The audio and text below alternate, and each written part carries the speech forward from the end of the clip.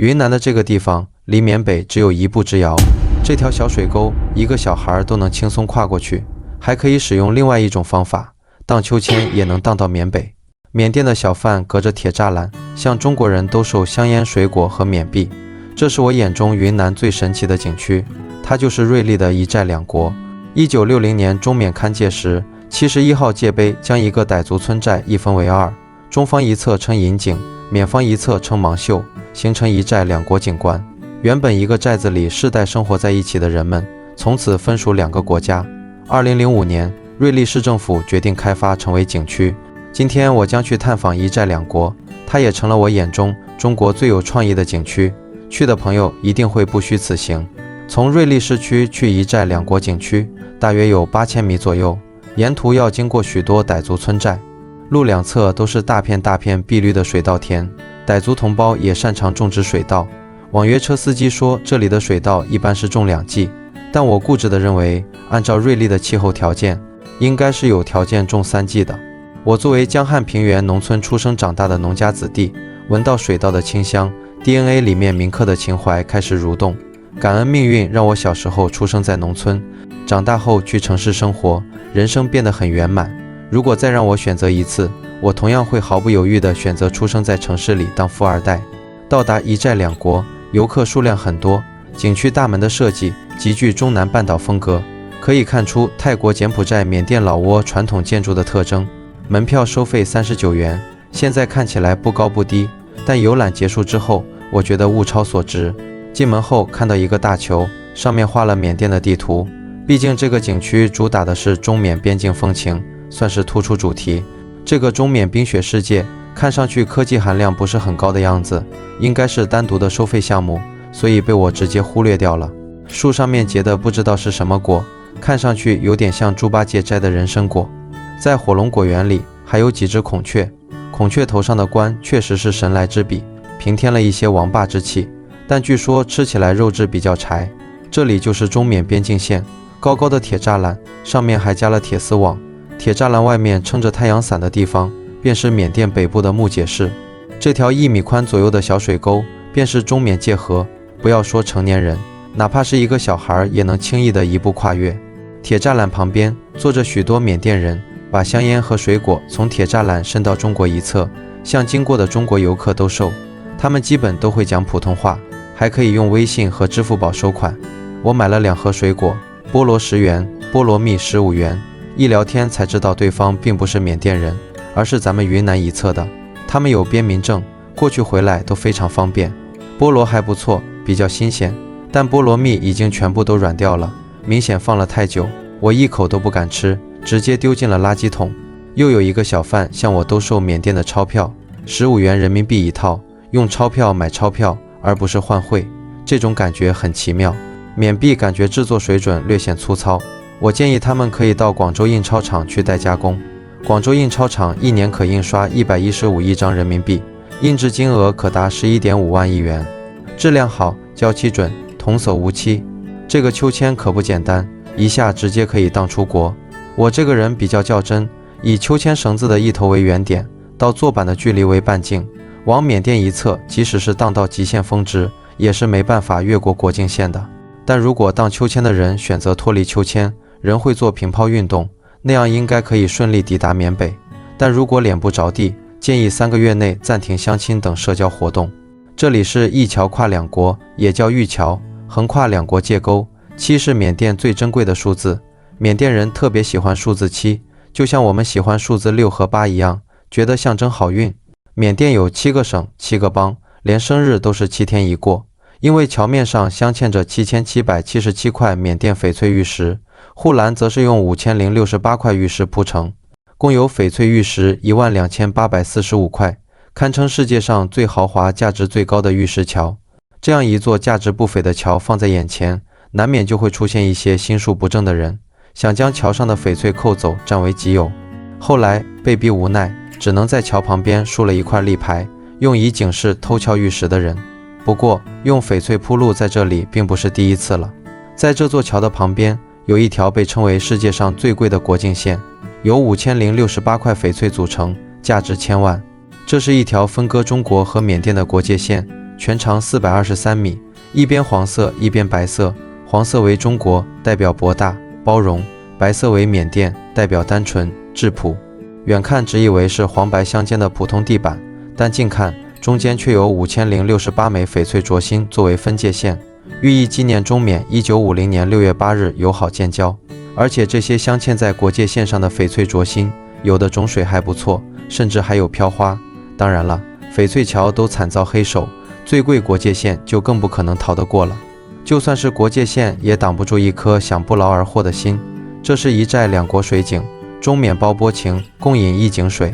缅甸的缅族和中国颇有渊源，缅族起源于中国西北地区的古羌人部落，后逐渐南迁，经云南等地进入缅甸，在伊洛瓦底江流域发展壮大。因为地下水系相通，这一寨两国共饮一井水，确实也有几分道理。尽管边境线的铁栅栏上挂了许多警示牌，中缅国境严禁船坞，严禁翻越，严禁交易，但管理的并不太严格。毕竟国境线两边的人们以前可都是生活在一个寨子里的乡亲。缅甸经济发展落后，国境线旁边的缅甸人靠着向中国游客兜售商品，能够养家糊口，而中国游客也能体验到一些异域风情，增加旅游的乐趣，也算是两全其美。带团的导游讲，缅甸北部这块地方经常发生战乱，所以这里的人们生活观念和我们有所差异。他们讲究今朝有酒今朝醉，今天赚到钱就去喝酒享受，钱花光了再去工作。这窄窄的铁栅栏像是隔开了两个世界，国家不强，百姓不富。对面的缅甸小卖部门口聚集了几个喝饮料的小孩，小卖部里的商品能看到许多上面都写着中文，纯净水上的包装，从配色和图案上很像我们的娃哈哈，但文字好像是缅文，大概率是仿冒产品。我还看到了泰国的利大湿豆奶，在东南亚，泰国产品还是很有竞争力的。小电驴则基本都是中国产品。作为资深某地车主，我好像看到了同款，而且上的是云南的牌照。全缅甸最安全的地方应该就是中缅边境，这里的老百姓基本不用太担心战火会烧到这里，无论是哪一路武装，对于中国都是很忌惮的。当然，枪炮无眼，之前也曾有过炮弹落到中国境内，炸伤我方边民。对面的条件看起来还算不错，房子都修得比较讲究，路面也非常干净整洁，看起来和中国一侧的人们生活很相似。这是他们的边检人员，摆着一个小折叠桌，在那里检查出入境的证件。远处，农民在用风斗清理粮食中的杂质，傣族阿婆用电动车带着孙女，不敢在烂路上骑行，非常保守地使用了推的方式。我很想大声建议后座上的小孙女下车步行。后面两个小男孩不断地打闹玩耍。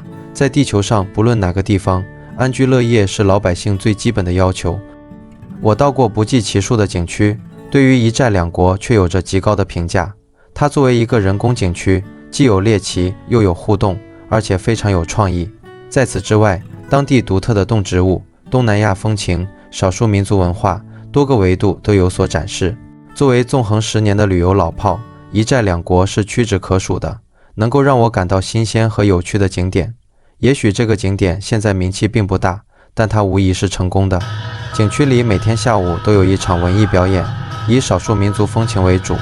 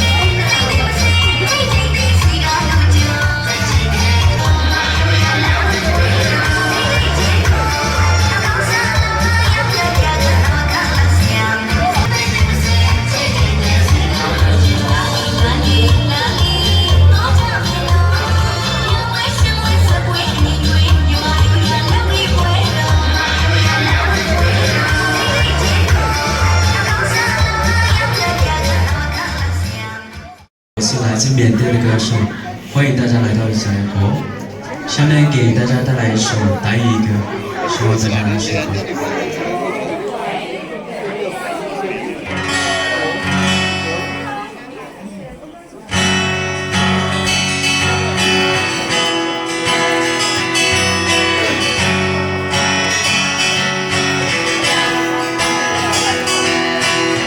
在白马就目标了心，你有爱望到人肩膀，美丽的他的根本还可靠有花开，失败为他换了活着，可以吗？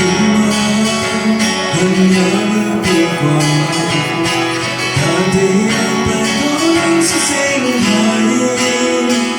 很多个肮脏中了这我曾是能站着光。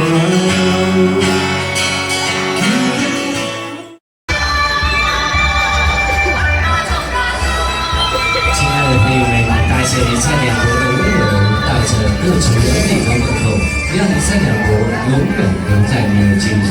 我们节目到这里就全部结束，最后衷心的祝愿大家身体健康，万事如意，旅途愉快。